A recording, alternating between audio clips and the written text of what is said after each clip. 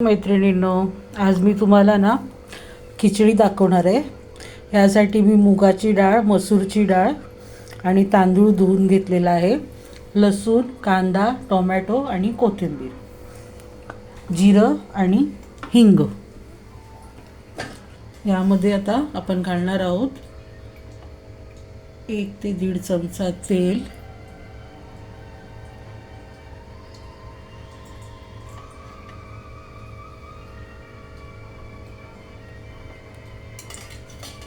त्याचबरोबर आपण घालणार आहोत 1 चमचा तूप।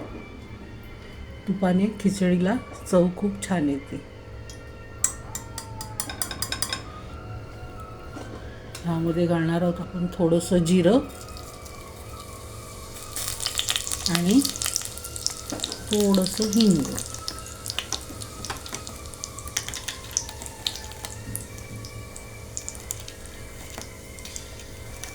जिरं बघा कसं छान फुललंय, तुपाचा वास येते।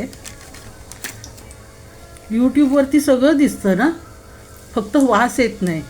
अजून थोडीशी टेक्नॉलॉजी पुढच्या काळामध्ये ॲडव्हान्स झाली ना, तर पदार्थांचा वास येण्याची पण सोय होईल यूट्यूबवरती। हिंग घातले, आता मी याच्यामध्ये घालणार आहे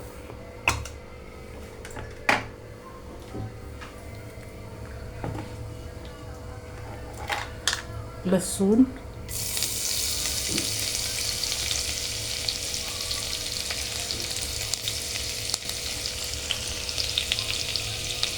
मी ना बिगिनर आहे, त्याच्यामुळे मला अजून समजत नाही कसं सेटिंग करायचं। तर मी व्हिडिओज बघून शिकण्याचा प्रयत्न करत आहे।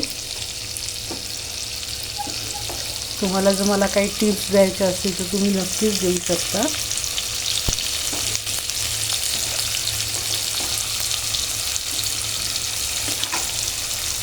हा कांदा मी टाकत आहे।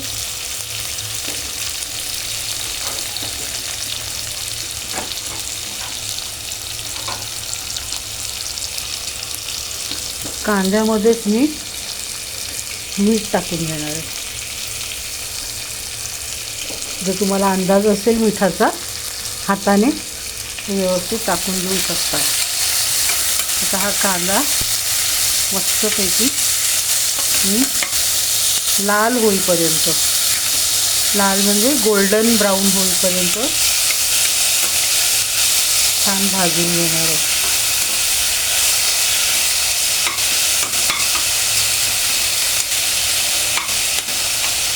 कांदा लाल झाल्यावर तुम्हाला दाखवते मी। हा बघा, कांदा आता छानपैकी गोल्डन ब्राऊन झालेला आहे। त्यामध्ये मी घालणार आहे 1 चमचा हळद आणि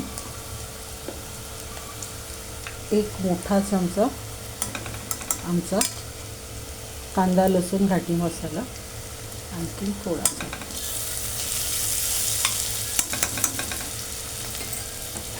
छान हलवून घ्यायचं।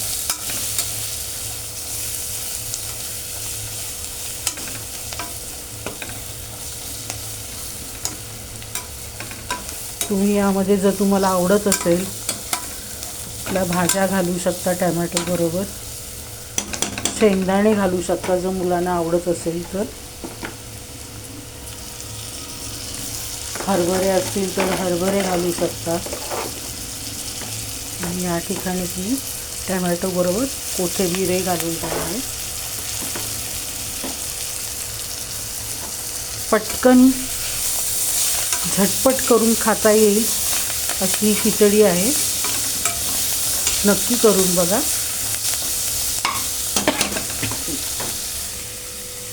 मसाला छान परतल्यानंतर आपण त्यामध्ये धुतलेला तांदूळ आणि डाळी घालून घ्यायचे।